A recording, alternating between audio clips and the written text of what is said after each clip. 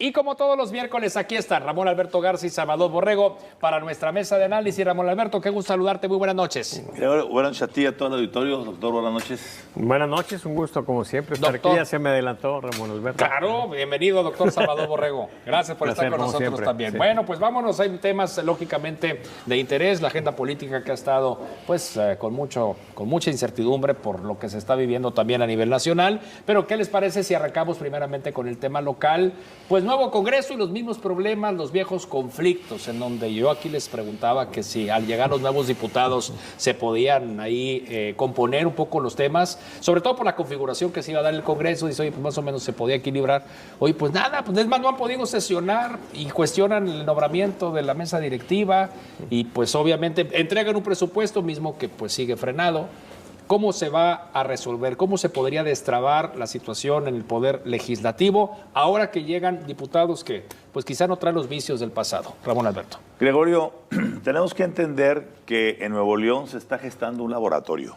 Un laboratorio. Un laboratorio que yo le llamaría el laboratorio Fosforena.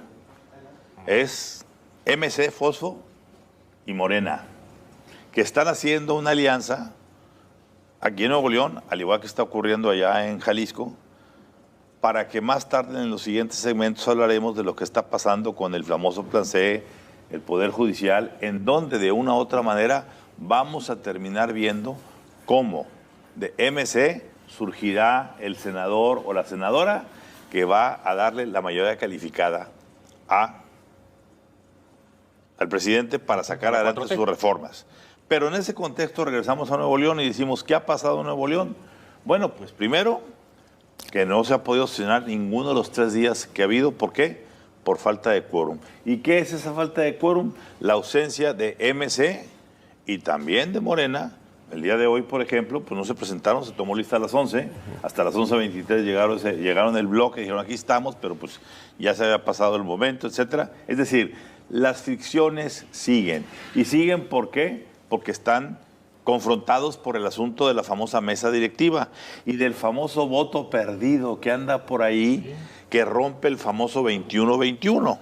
Que son 42 diputados, entonces tienes PRI, PAN, PRD, da 21. Así es. Movimiento Ciudadano, Morena, Partido del Trabajo y Partido Verde son los otros 21.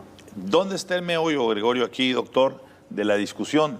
En que aquí se le tenía que dar la presidencia a la primera minoría. La pregunta es, ¿quién era la primera minoría? Movimiento Ciudadano. Decía Movimiento Ciudadano, sí, pero no, porque pasaron los 2 diputados del PRD a convertirse en priistas.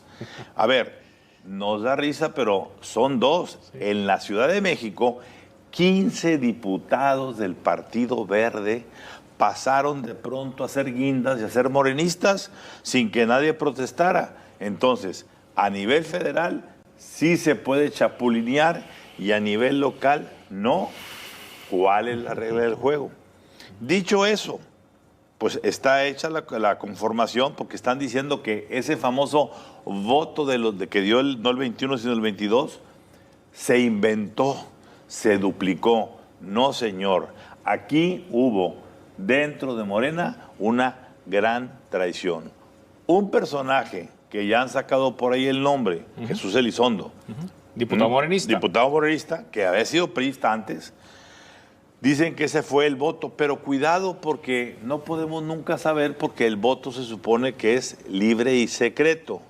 Es decir, aquella legisladora que estuvo tomando con su celular la votación, incurrió en una falta que puede convertirse en delito.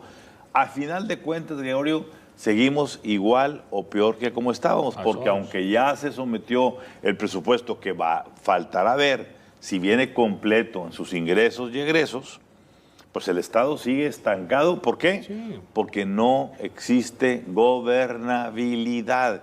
Y esa gobernabilidad, repito, como lo hemos dicho tantas veces, le corresponde únicamente a Samuel García Sepúlveda, el gobernador, que no la ha podido presentar dentro del Congreso. Claro, entonces un Congreso paralizado y que no se ve cómo se pueda esto destrabar. Salvador. Pues a madrazos nada más. ¿Así? Cuando falla la política, ¿qué nos queda? Bueno, pues Como en otros política, países, dices tú. Claro, la política se inventó precisamente para evitar la violencia, ¿sí?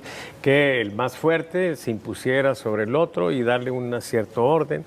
Pero bueno, si eso ya no está jalando, pues ¿qué alternativa queda? Pues lo otro, ¿sí? Claro que aquí de repente tenemos una situación muy rara, ¿no? Porque no arreglan las cosas y tampoco se animan a lo otro, ¿no? Pues ahí están como que, órale, sí. Nada más de repente alguien les moja la oreja, pero no pasamos a mucho. Y bueno, es una situación lamentable. Lo interesante, y es quizá lo que le da sentido, es que las leyes nuestras son muy curiosas porque no cierran las cosas. ¿Sí? O sea, tú no mandas el presupuesto, bueno, entonces puedes ejercer el anterior. Entonces, en la medida en que te esté dando opciones para no hacer lo que debes de hacer, pues esas opciones se van a tomar. Yo la verdad la lamento mucho, lo lamento por todos, sí, porque bueno, pues yo ya tengo algunos años en esto, en la tandariola, los conozco a todos, sí, algunos desde chiquitos los conozco, sí, entonces, pues sí, la verdad yo lamento que estemos en esta situación, ojalá, pero lo hemos estado diciendo durante 3 años, a lo largo de todo este sexenio, ojalá que ya finalmente se pongan a jugar a la política, sí, y que encuentren, pues digamos que cosas razonables donde como en toda negociación, pues vas a tener que ceder en algunas cosas para obtener otras y finalmente si hay buena fe, pues yo creo que siempre se podrá encontrar un buen punto que le dé, pues digamos que, pues viabilidad, sí, a la gestión, pues de gobierno, sí. A ver, Gregorio, aquí hemos dicho reiteradamente, la política es el arte de tender un puente entre lo deseable y lo posible. Claro, conciliar. El gobernador puede desear todo lo que quiera, que realmente es posible. Y la oposición puede también desear todo lo que quiera, que es posible. Por eso la política siempre termina a mitad del puente, en el justo medio. Y ambas partes tienen que ceder un poco. Pero vamos a ver esto. Yo sigo preguntándome, y lo digo ante el auditorio para que cuestionemos. No. Si el presupuesto no se había presentado y se estaba ejerciendo el mismo presupuesto del año pasado, ¿por qué al mes de agosto las arcas estatales están vacías? ¿En qué se gastaron? ¿Se gastaron en campañas de Movimiento Ciudadano? ¿Se gastaron en la campaña de Mariana Rodríguez? ¿Dónde se fue ese dinero? Porque si lo mismo que se hizo el año pasado se iba a aplicar en esto, ¿por qué hoy los transportistas no tienen desde hace 6 meses el pago de sus recorridos? ¿Por qué los proveedores están hoy esperando 3, 4 meses a que les paguen lo que ya hicieron? ¿Por qué el gobernador está ahorita con el tesorero sudando la gota gorda? Ya olvídate para pedir los 1,000 y pico de millones que quieren pedir 13,000 millones que quieren pedir para de la deuda, sino la de corto plazo para que salgan de la quincena próxima. ¿A dónde se fue ese dinero?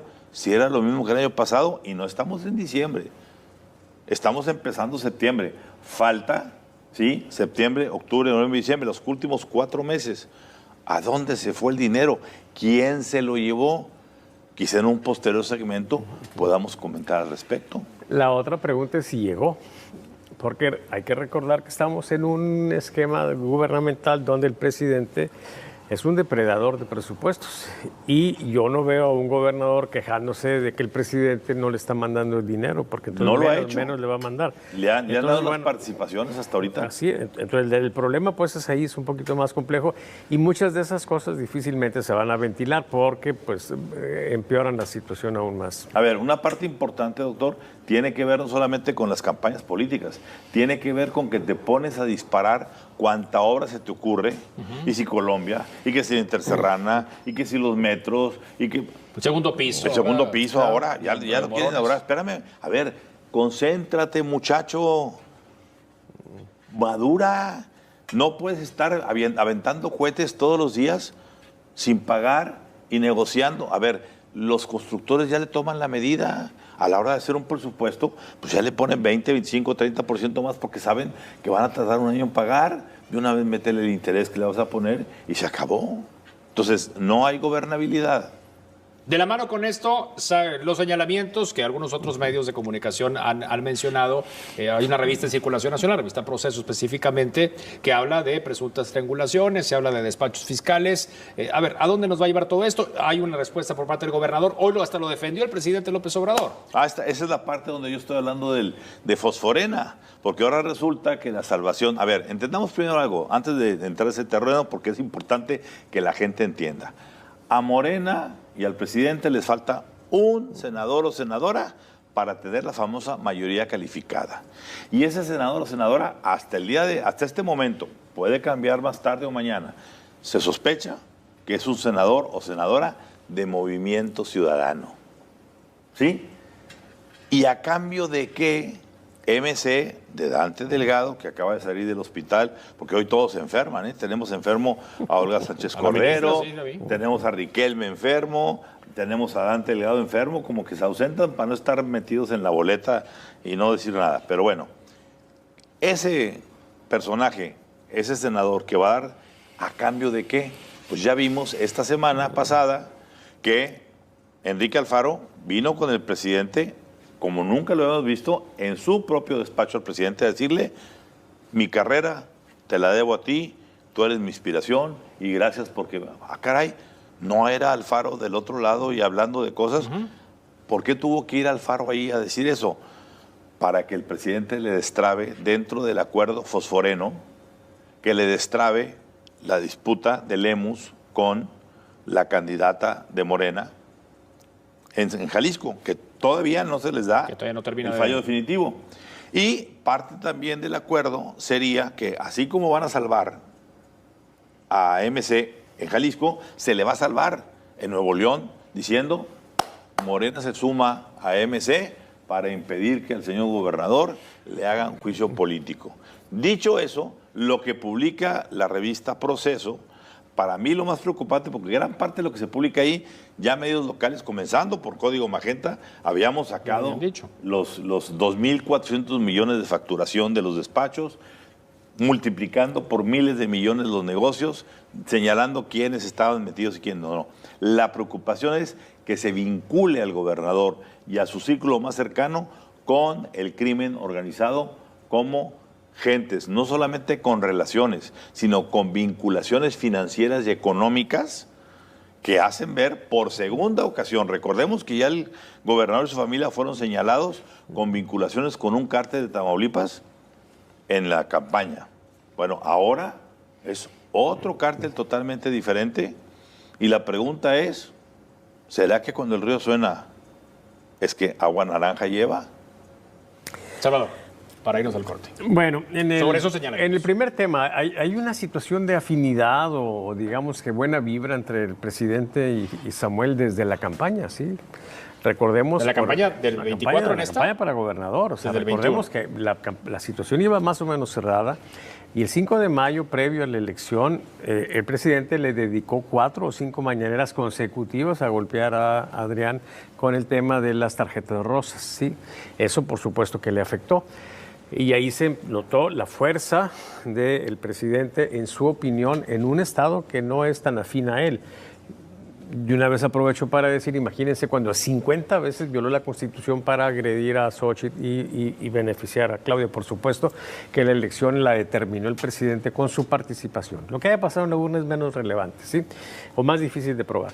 En el otro tema, bueno, en este asunto, pues, si algo hemos visto son acusaciones, pues, que después finalmente se desvanecen, algunas se prosperan. Yo diría Esto que es con información del SAT, doctor. Sí, de acuerdo, pero a ver, si el SAT tiene esa información y no ha procedido, pues entonces el problema yo lo vería por el lado del SAT. Una de dos, o es información falsa si la tiene por ahí, dado que no ha procedido, o bueno, pues el SAT está ahí entonces utilizando el poder, que no sería ninguna novedad, solamente a conveniencia de orden de tipo político. Yo por eso, en ese tipo de situación, estaría pues más a la expectativa, más cauto, sí, no hacer juicios, porque pues siempre corre uno el riesgo de... Yo haría una pregunta. Si a mí se me acusa mañana de que estoy lavando dinero de algún cártel, lo primero que hago al despertar en la mañana, me voy a un despacho de abogados y meto una acusación por difamación al medio de comunicación que lo haya hecho. porque no tengo cola que me pisen. La pregunta es por qué hasta ahorita el gobernador se ha concretado a sacar un comentario en su red social diciendo: mi papá me enseñó la honestidad y me enseñó a ser muy buena gente y tener mucha dignidad. Perdón, es un despacho de factureros, ya no está escondido, es Vox Populi. El edificio Helicon es el epicentro de la operación financiera de una familia que ha hecho del Estado su gran negocio. Corte comercial y enseguida regresamos. Adelante. Temas nacionales, reforma judicial, ¿no? Y bueno, pues el sexto informe. Nada más. Regresamos en un momento. Finally.